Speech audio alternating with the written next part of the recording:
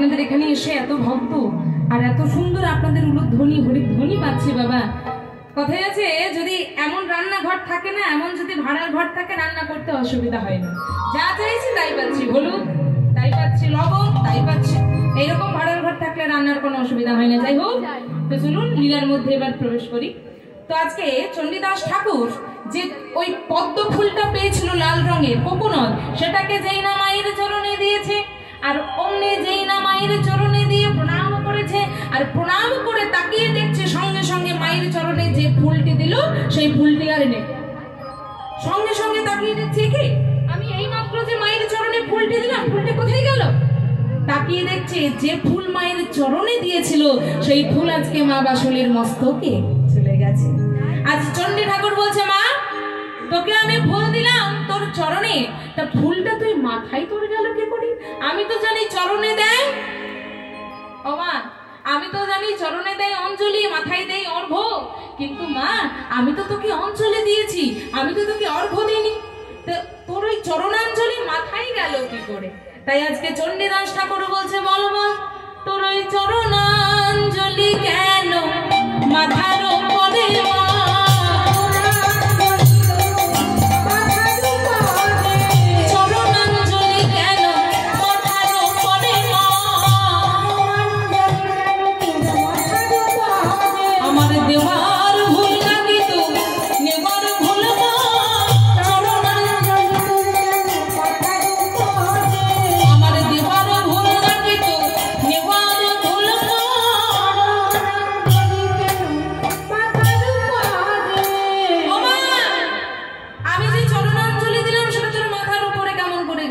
তুই যতক্ষণ না বলবি আমি জলগ্রহণ পর্যন্ত করব না, এই আমি বসলাম, আর এই যে বসলাম তুই যতক্ষণ না আমায় সেই উত্তর দিবি আমি জল পর্যন্ত স্পর্শ করব না। এবার মা কি তার কোনো সন্তানের কষ্ট সহ্য করতে পারে? মা কি কখনো চাইবে তার কোনো সন্তান না খেয়ে থাকুক? তাই চণ্ডীদাস ঠাকুর যেই না খেয়ে জল পর্যন্ত না গ্রহণ করে বসে আছে। গেল একদিন, গেল দুদিন, গেল 3 দিন। 3 দিন পর আজকে মা বাসুলি হাতে এক বাটি পরমান্ন নিয়ে আর চণ্ডীদাস ঠাকুরের কাছে এসে পড়ে বলছে, চণ্ডী চণ্ডী বাবা এই নে একটু খেয়ে নে বাবা, 3 দিন ধরে কিছু খাসনি, একটু খা। মা মা তুই এসেছিস? মা তুই আগে বল আমি তোর চরণে অঞ্জলি দিলাম, আর সেই চরণাঞ্জলি তোর মাথার উপরে অর্ঘ্য হয়ে কিভাবে গেল? তুই আগে আমায় সেই উত্তর দে। খাবো, তুই পরমান্ন এনেছিস আমার জন্য, আমি খাবো মা, কিন্তু আগে তুই বল ওই চরণাঞ্জলি তোর চরণে যে ফুল আমি দিলাম সেই ফুল তোর মাথার উপরে কেমন করে গেল? আজকে মা বাসুলি বলছে, ওরে চণ্ডী রে, তুই আমার চরণে যে ফুল দিয়েছিলি সেটা হচ্ছে আমার গুরু পূজার ফুল। গুরু পূজা? হ্যাঁ গো মা, তোরও আবার গুরু আছে? বলে হ্যাঁ আমারও গুরু আছে। আচ্ছা তা তোর গুরু কে? আমার গুরুকে দেখতে হলে তোকে এখানে থাকলে চলবে না, যেতে হবে বৃন্দাবনে, তবে তুই আমার গুরুকে দেখতে পাবি। ও মা আমায় বল না তোর গুরুকে, আমি তোর গুরুকে একবার দেখতে চাই। আজকে মা বাসুলি বলছে, চণ্ডী বাবা রে, তুই আমায় যে চরণে অঞ্জলি দিলি, যে লাল রঙের পদ্ম ফুলটি আমার চরণে দিলি, সেটা আসলে গুরু পূজার ফুল। এই গ্রামে একজন কৃষ্ণ ভক্ত রমণী আছে, সে সবে সবে কৃষ্ণ পূজা করে আর তার সমস্ত পূজার জিনিসপত্র আর বাসুলি দিঘিতে ভাসিয়ে দিয়েছে, আর সেই সমস্ত জিনিসের সঙ্গে ওই ফুলটিও ভাসতে ভাসতে তোর কাছে পৌঁছেছে। আর ফুলটি তুই পেয়েছিস, তুই তো আর জানিস না বাবা, তুই ফুলটি নিয়ে দিলি আমার চরণেই দিলি।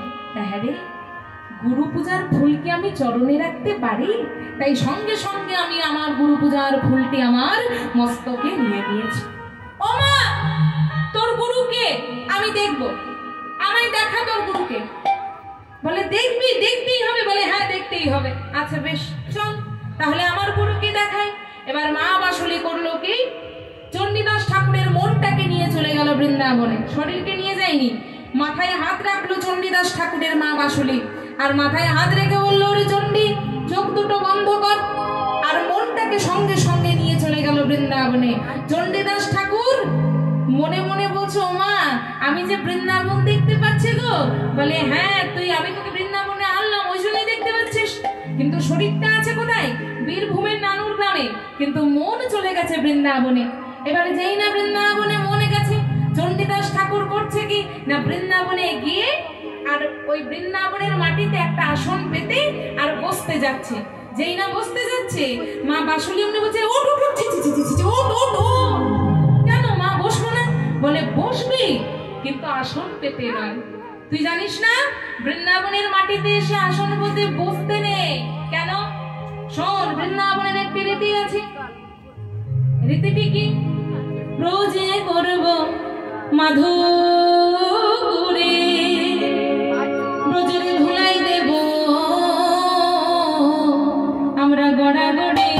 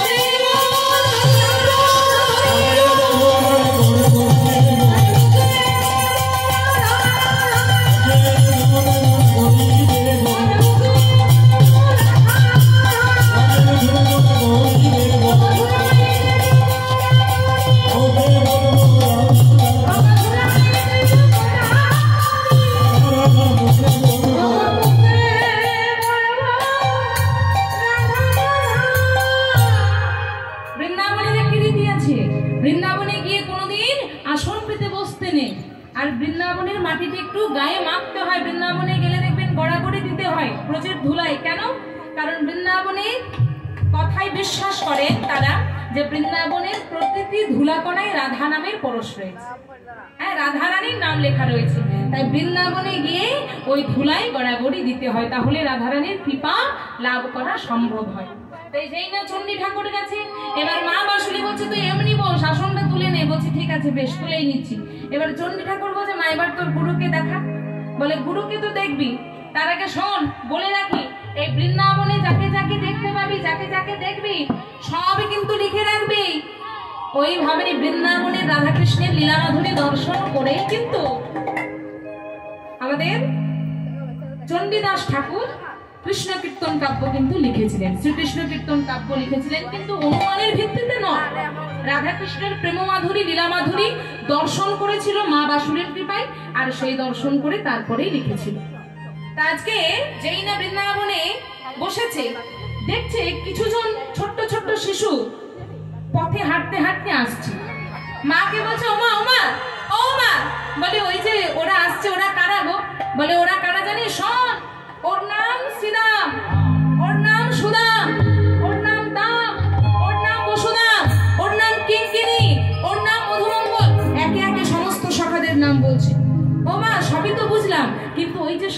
আসছে, পিঠে তার লাঙ্গল কেন মা? আর ওই লাঙ্গল নিয়ে আসছে কেন? ওর নাম কি? বলে ওর কি নাম জানিস? ওর নাম হচ্ছে বলরাম। আচ্ছা বলরাম, আচ্ছা মা ওই বলরামের পিঠে লাঙ্গল কেন? বলে শোন, ওর পিঠে কেন লাঙ্গল জানিস? ওই বলরামের পেছনে যে ছেলেটি আসছে তার নাম হচ্ছে কৃষ্ণ। সে হচ্ছে কৃষ্ণ, সে হচ্ছে আমার গুরু। আর সেই কৃষ্ণ হচ্ছে খুব ভিআইপি। হ্যাঁ, মানে কংস মহারাজ কখন তাকে এসে পরে বধ করে দেয় সেই ভয়ে ভয়ে থাকে। তো বলরাম সব সময় রেডি লাঙ্গল নিয়ে, কেন? ভাইকে প্রোটেক্ট করার জন্য, রক্ষা করার জন্য।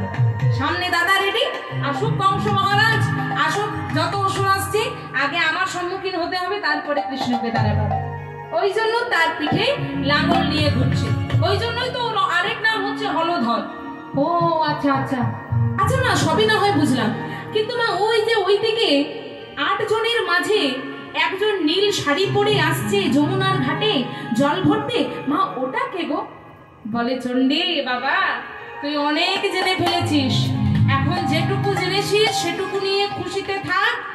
ওই নীল শাড়ি পরে যমুনার ঘাটে জল নিতে কে আসছে সেটা তুই আজকে জানতে পারবি না, জানতে পারবি কবে জানিস? বলে কবে? তবে শোন, তুই কবে জানতে পারবি? রজকিনী শত সঙ্গ তোর যখন ঘটিবে,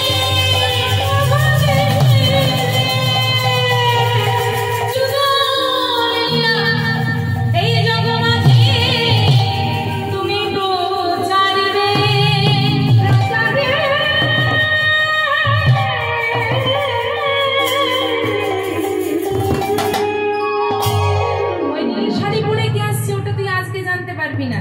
যেদিন রজকিনী সহসঙ্গ তোর ঘটিবে সেদিন তুই জানতে পারবি। কারণ খেপা খেপে এক না হলে যে যুগল ভজন সাধন হয় না।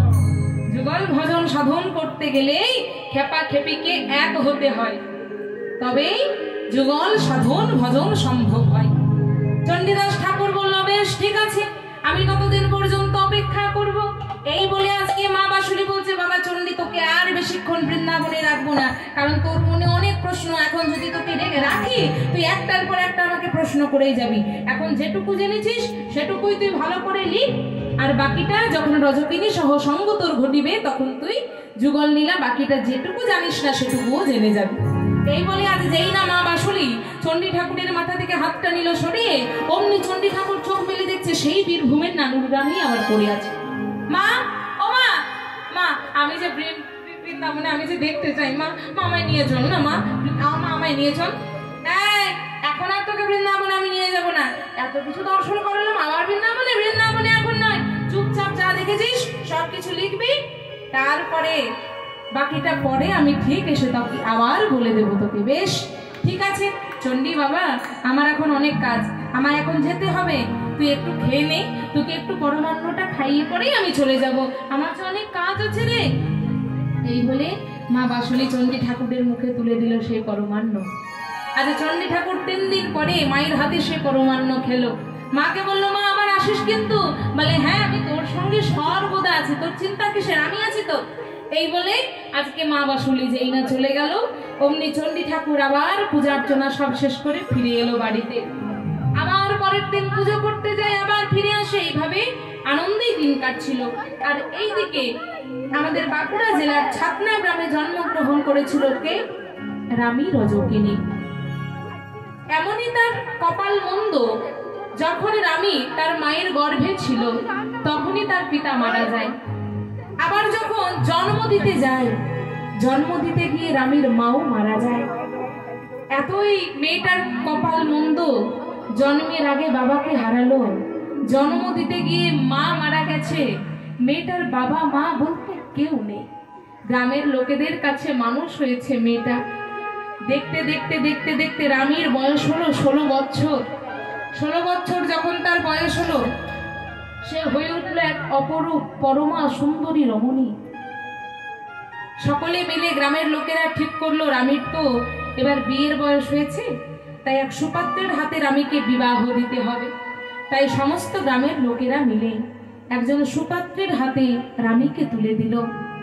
কিন্তু কথাই আছে, ভগবান যখন তার কোনো ভক্তের কাছ থেকে কিছু কেড়ে নেয় তখন তার সর্বস্ব কেড়ে নেয়।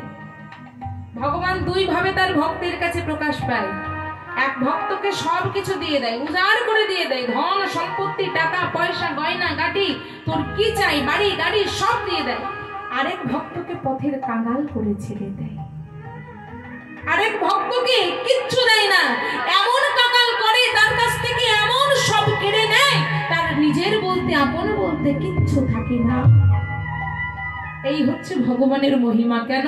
কারণ যে পথে তুই আমাকে সাধন ভজন করিস, সেই পথে যদি টাকা পয়সা ধন সম্পত্তি আমি দিই, তাহলে সেগুলো বাধা হয়ে দাঁড়াবে ভজন সাধনে।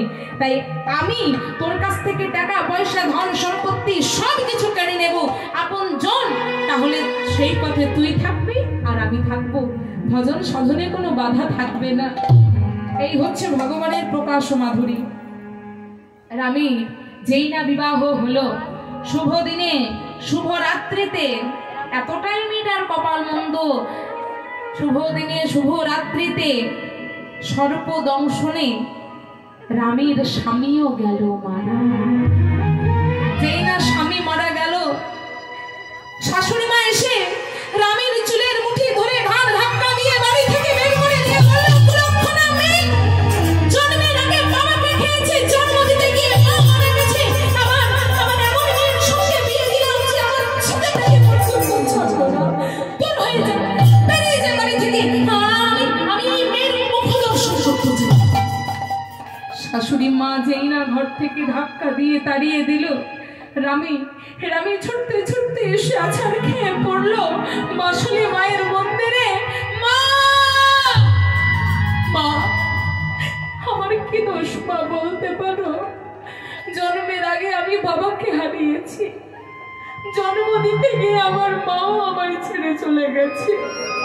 মা বাবা কি আমি তো কোনোদিন বুঝতে পারিনি, আমি তো তোমাকেই আমার মা বলে জানি। মা, আমি তো সারাক্ষণ তোমার নাম করি, তোমার কাছেই পড়ে থাকি। মা, আজ আমার শাশুড়ি মা আমাকে ঘর থেকে ধাক্কা দিয়ে তাড়িয়ে দিল। বলো না মা, এবার আমি কোথায় যাব? এবার আমি কি করবো? আমায় বলে দাও না মা, তুমি বলে দাও। যেই না মা বাসুলির মন্দিরে আছাড় খেয়ে পড়ে রামী কাঁদতে লাগলো, অমনি মা বাসুলি দেখা দিয়ে বলল, ওরে রামী, তুই আর এখানে থাকিস না মা, আর তুই এখানে থাকিস না। এই গ্রামে তুই যদি থাকিস, তোর শাশুড়ি মা তোকে আরো কষ্ট দেবে, উনি তোকে সহ্য করতে পারবেন না। তাই তুই চলে যা ওই বীরভূম জেলার নানুর নামে, সেখানে তোর পিস্তত দাদা হারাধন রজক আছে না, তার বাড়িতে তুই চলে যা। বেশ মা, তাই হবে, তুমি যা বলবে আমি তাই করব। তাই রাত্রের অন্ধকারে রামী কাঁদতে ছুটতে একদিন দুদিন 3 দিন পরে সেই বীরভূম জেলার নানুর গ্রামে গিয়ে পৌঁছালো। আর নানুর গ্রামে পৌঁছে আজ হারাধন রজক, রামী রজকিনীর পিস্তত দাদা, তাকে ডাকছে কেমন ভাবে, দাদা দাদা